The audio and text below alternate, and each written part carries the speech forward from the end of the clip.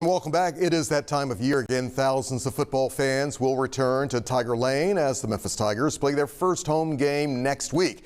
Of course, there's been a lot of buzz about the renovations at Simmons Bank Liberty Stadium and whether we'll see it finished in time for game day. And what about the future of the Mid-South Coliseum?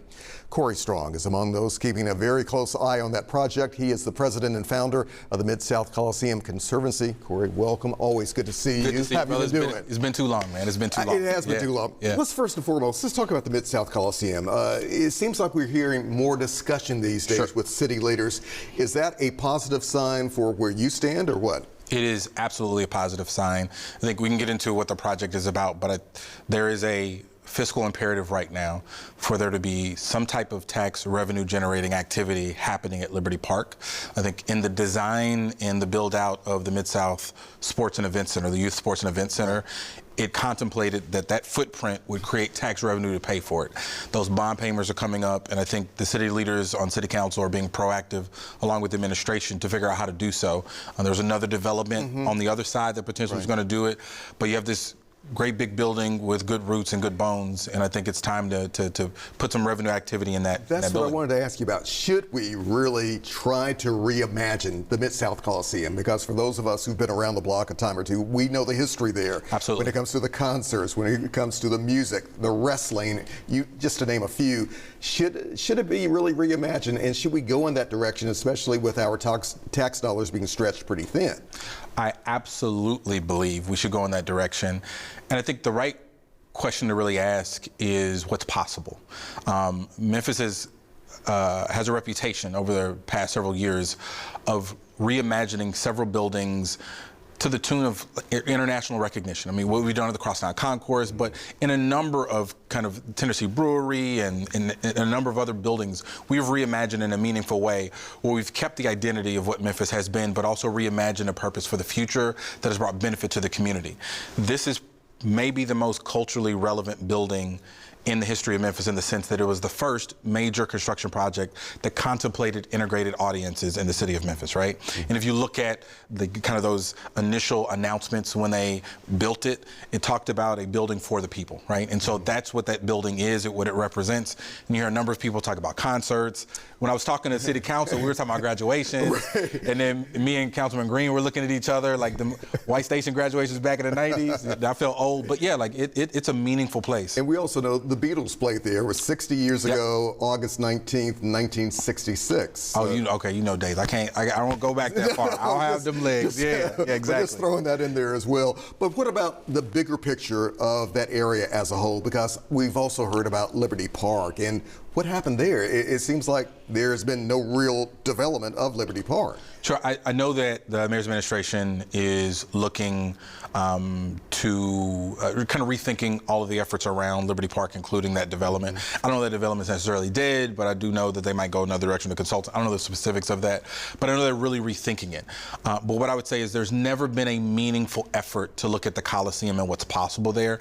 And what I want to disabuse people of the notion of, and there's a lot of people who push back against this, we're not trying to open a 13,000 seat arena, right? And if I could give you an image of what we're trying to do there. Okay. Imagine, 2 or 3 years from now, that sports and events center is still doing what it's doing, and you got 1,000 young girls coming in to play volleyball for a tournament in the fall here in Memphis. What we want is when they leave the Mid-South Sports and Event Center, for there to be across to them a big shiny sign that says, come spend your dollars here in Memphis, get a real Memphis experience, such that they get some of our culture and that we get revenue that supports tourism and supports that entire infrastructure. And so there's a huge opportunity to do that in the Coliseum, but we have to take the time to do that. You don't just imagine it, you have to do the work, and that's why we're working with Divine Design Consultant Scott Boyko. We're working with LRK. These are the same people who did it in Crosstown Concourse. We want to do it again on behalf of the TDZ at Liberty Park. So you have confidence with the developers right through here now? Oh, this is unequivocally the team to do it. But the other thing too is you have to make a case to developers. Developers don't just build build something. You tell them this is what you can build and what's possible.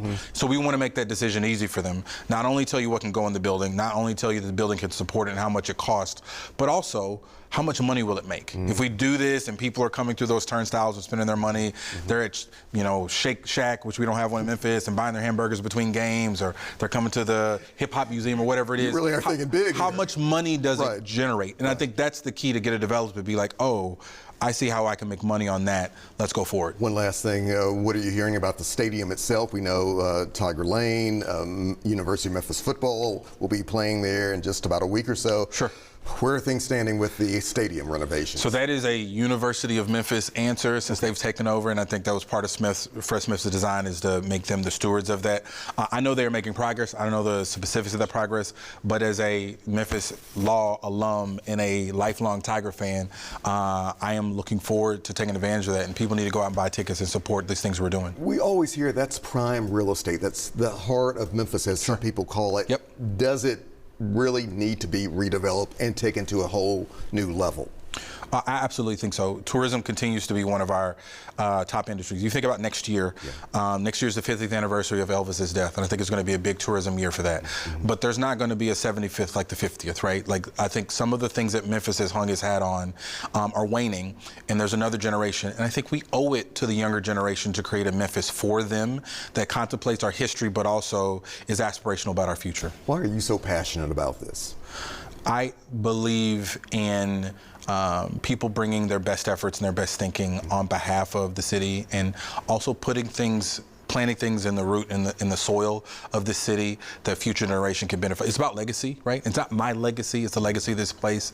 And what I can tell you is the proudest thing I've been able to do in my life, serving in the Navy, been all over the world doing different projects, is to tell people about the place that I am from. And I'm very proud of it. And I can tell you there's nowhere I've been in the world that they don't know what Memphis is. And so we owe that to another generation of children, that they can go and tell people about Memphis.